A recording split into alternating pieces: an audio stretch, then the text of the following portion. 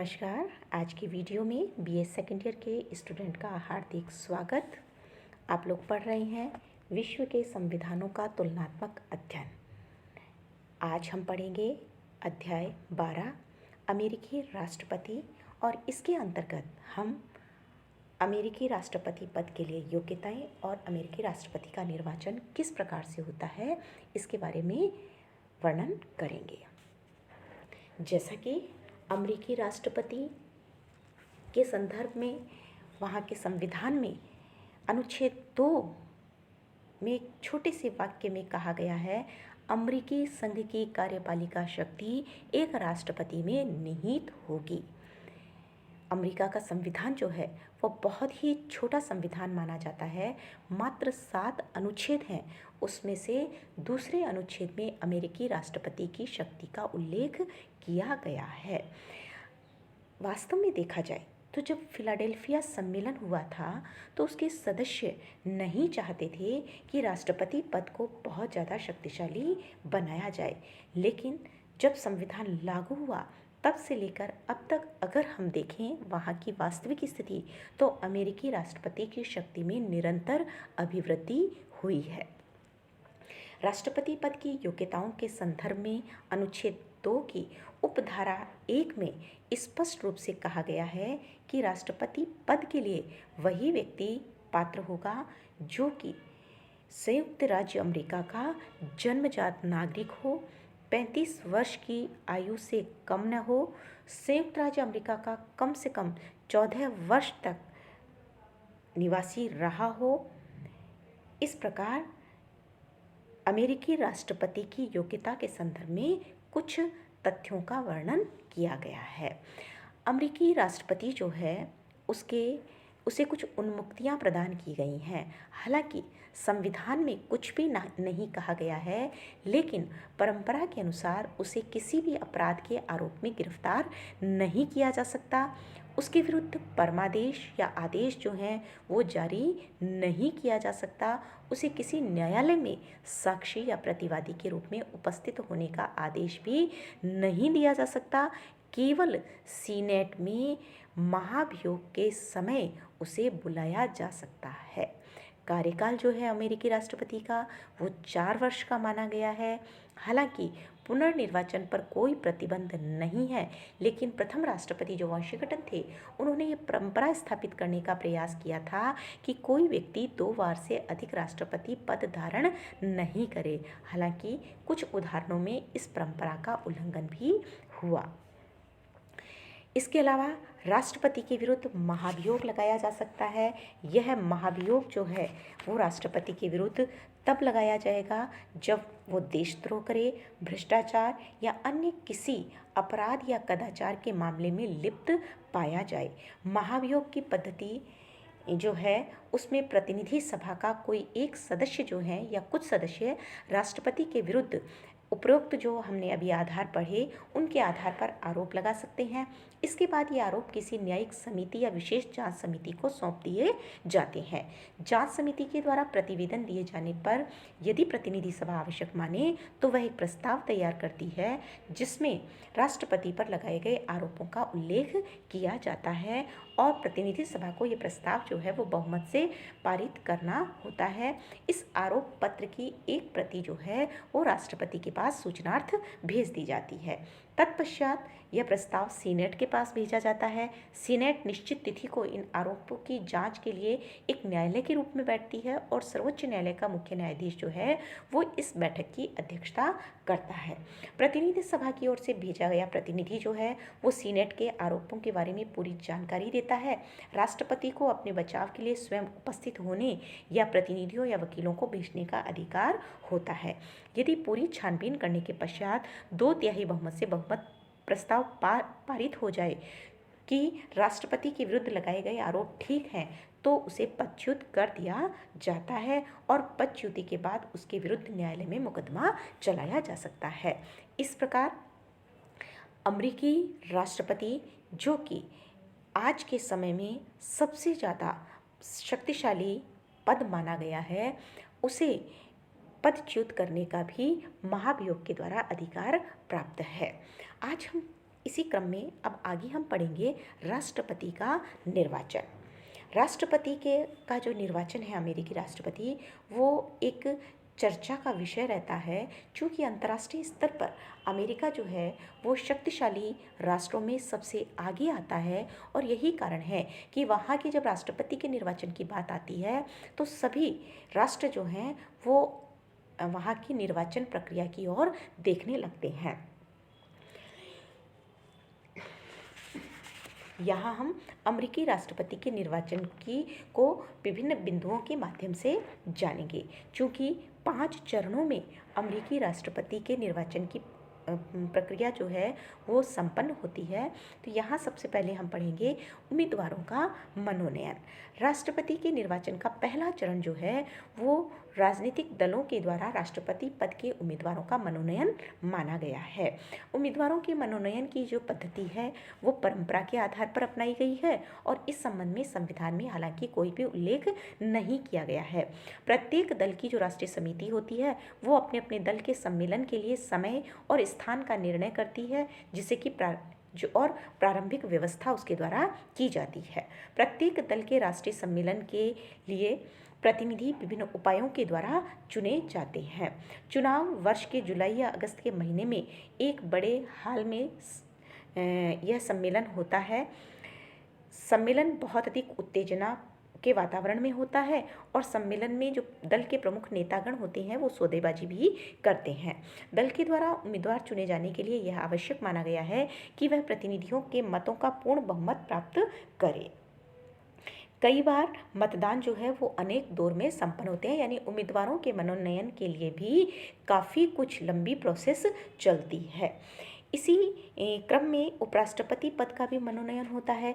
जब राष्ट्रपति पद का मनोनयन होता है उसी तरीके से उपराष्ट्रपति पद के उम्मीदवार के लिए भी नामजदगी होती है। संयुक्त राज्य अमेरिका में इस संबंध में ये परंपरा स्थापित की गई है कि राष्ट्रपति और उपराष्ट्रपति पद के उम्मीदवार न केवल अलग अलग राज्यों से वरन 2 अलग अलग क्षेत्रों से भी होने चाहिए। इसका तात्पर्य यह है कि यदि राष्ट्रपति पद का उम्मीदवार उत्तरी राज्यों से है तो उपराष्ट्रपति पद के उम्मीदवार के लिए दक्षिणी राज्य से होना जरूरी है। उपराष्ट्रपति पद के लिए प्रायः कोई कड़ा संघर्ष वहां पर नहीं होता है और शीघ्र ही कोई न कोई उम्मीदवार जो है वो स्पष्ट बहुमत प्राप्त करके उपराष्ट्रपति पद के लिए उम्मीदवार बन जाता है। अगला जो चरण है वो है चुनाव अभियान। सम्मेलन समाप्त होने के पूर्व उपराष्ट्रपति पद के लिए मनोनीत जो उम्मीदवार है उसके द्वारा दल की एक राष्ट्रीय समिति का चुनाव किया जाता है। यह समिति एक प्रधान और कोषाध्यक्ष का चयन करती है। यह समिति अपने दल के उम्मीदवार के परामर्श से राज्यों में अपने दल के उम्मीदवार के पक्ष में अभियान करती है। यद्यपि चुनाव कानून के अनुसार राष्ट्रपति के चुनाव अभियान पर अधिकतम $30,000 ही खर्च हो सकता है, परंतु इसका उल्लंघन करने वालों के विरुद्ध किसी प्रकार की कोई कानूनी कार्यवाही नहीं होती है और विभिन्न माध्यमों से जैसे कि टेलीविज़न, रेडियो, ट्रेन, समाचार पत्र, इनके माध्यम से उम्मीदवार के पक्ष में चुनाव अभियान किया जाता है। अगला आता है निर्वाचक मंडल का चुनाव। इसके बाद दोनों दलों के द्वारा निर्वाचक मंडल के लिए अपने उम्मीदवार खड़े किए जाते हैं। निर्वाचक मंडल के इन उम्मीदवारों को शपथ लेनी होती है कि चुने जाने पर वे राष्ट्रपति और उपराष्ट्रपति के चुनाव में अपने ही दल के उम्मीदवारों को मत देंगे। 23वें जो संशोधन हुआ उसमें निर्वाचक मंडल के सदस्यों की संख्या 538 हो गई है। निर्वाचक मंडल का चुनाव लीप वर्ष या चुनाव वर्ष के नवंबर के महीने के पहले मंगलवार को या सरकार द्वारा निर्धारित अन्य किसी तिथि को होता है। निर्वाचकों को प्रत्यक्ष रूप से मतदाताओं के द्वारा चुना जाता है। राज्यों में निर्वाचक मंडल के सदस्यों का जो चुनाव है वो सूची प्रणाली के माध्यम से होता है, यानी किसी उम्मीदवार के लिए अर्थात मत जो है वो किसी उम्मीदवार के लिए नहीं बल्कि दल की सूची के पक्ष में डाले जाते हैं। राजनीतिक दलों के कार्यकर्ता निर्वाचक मंडल का चुनाव करते हैं। ज़्यादातर राज्यों में जिला व राज्य स्तरीय पार्टी सम्मेलनों में निर्वाचक मंडल के उम्मीदवारों का मनोनयन होता है। संविधान में यह भी कहा गया है कि कांग्रेस का कोई सदस्य या संयुक्त राज्य अमेरिका में लाभ के पद पर आसीन कोई व्यक्ति निर्वाचक मंडल का सदस्य नहीं बन सकता। इस निर्वाचक मंडल का कार्य जो है वो राष्ट्रपति और उपराष्ट्रपति चुनने के अतिरिक्त और कुछ भी नहीं होता है। अगला है निर्वाचक मंडल द्वारा राष्ट्रपति का चुनाव। निर्वाचक मंडल के द्वारा राष्ट्रपति का चुनाव जो है वो महज एक औपचारिकता मानी गई है। प्रायः निर्वाचक मंडल के सदस्य लोकप्रिय मतों का आदर करते हुए राष्ट्रपति और उपराष्ट्रपति के चुनाव में अपने ही दल के उम्मीदवार के पक्ष में मतदान करते हैं, लेकिन अमेरिकी कानून के अनुसार वे किसी भी उम्मीदवार को अपना मत देने के लिए स्वतंत्र होते हैं।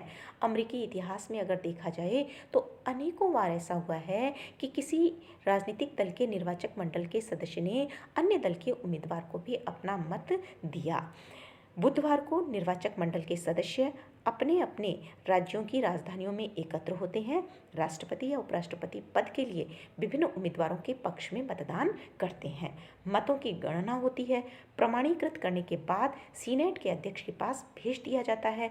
सीनेट का जो अध्यक्ष होता है वो कांग्रेस के दोनों सदनों की जो संयुक्त बैठक होती है उसमें मतों की गणना करता है और जो कानूनी तौर पर जीत जाता है उसे विजयी घोषित कर दिया जाता है।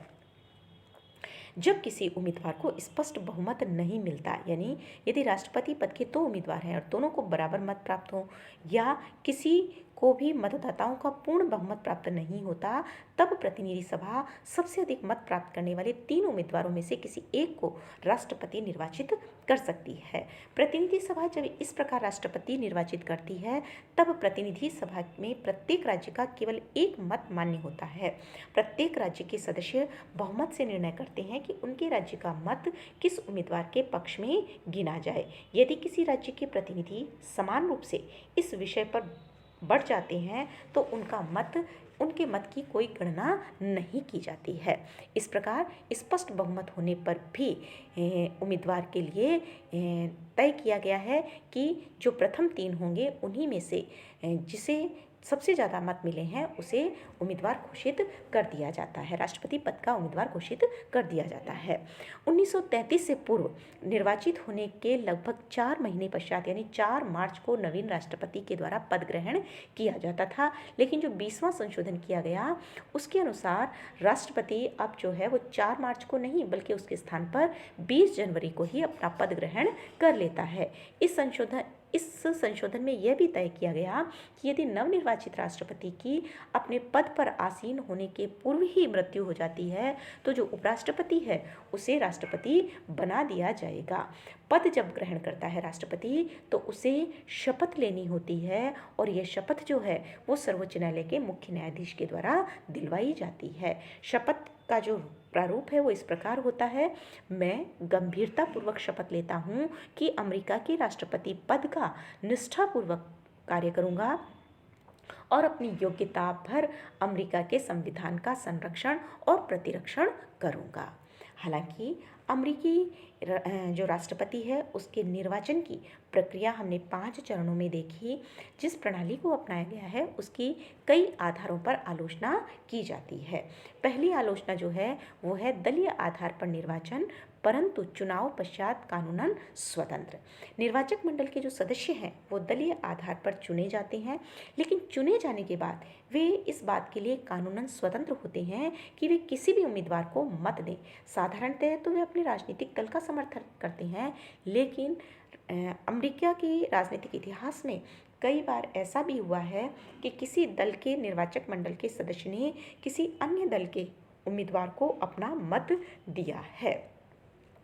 दूसरा है घनी आबादी वाले राज्यों का महत्व। उपरोक्त जो निर्वाचन प्रणाली है इसके कारण राष्ट्रपति के निर्वाचन में घनी आबादी वाले राज्यों का महत्व अधिक बढ़ गया है कम आबादी वाले क्षेत्रों की तुलना में। पिछले लगभग 100 वर्षों में राष्ट्रपति पद पर विजयी जो भी उम्मीदवार हैं वो बड़े राज्यों से हुए हैं और संघात्मक व्यवस्था के अंतर्गत अगर देखा जाए तो व्यवहारिक दृष्टि से इसे उचित नहीं कहा जा सकता। तीसरा है चुनाव आयोग जैसी कोई संस्था नहीं। 2000 के राष्ट्रपति चुनाव में अमेरिकी चुनाव व्यवस्था और राष्ट्रपति के चुनाव की प्रक्रिया की एक बहुत बड़ी त्रुटि जो है वो उभरकर सामने आई कि भारत में चुनाव संबंधी जो कार्य हैं वो संविधान के द्वारा बनाई गई संस्था चुनाव आयोग के द्वारा की जाती है। लेकिन अमेरिका में चुनाव कार्यों को करने के लिए चुनाव आयोग जैसी कोई स्वतंत्र या केंद्रीय संस्था नहीं है। अमेरिकी संघ के सर्वोच्च पद राष्ट्रपति के चुनाव और सीनेट प्रतिनिधि सभा के चुनाव में 50 राज्यों को इस बात की स्वतंत्रता दी गई है कि वे अपने राज्य में अपनी इच्छानुसार चुनाव पद्धति की व्यवस्था कर सकते हैं। तो प्रत्येक राज्य राष्ट्रपति पद के चुनाव हेतु अलग अलग मतपत्र छपवाता है, चुनाव और मतगणना हेतु नियम अलग बनाता है और इससे 2000 के राष्ट्रपति चुनावों में कुछ विशेष स्थितियों को जन्म दिया और यह बात संघीय ढांचे के लिए हम कह सकते हैं कि घातक सिद्ध हो सकती है। अगला है राज्य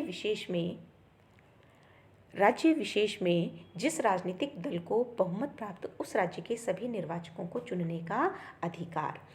निश्चित रूप से ये बहुत गंभीर स्थिति है और यह निर्वाचन प्रणाली इस बात में निहित है कि राज्य विशेष में जिस राजनीतिक दल को बहुमत प्राप्त होता है उसे उस राज्य के सभी निर्वाचकों को चुनने का अधिकार प्राप्त हो जाता है।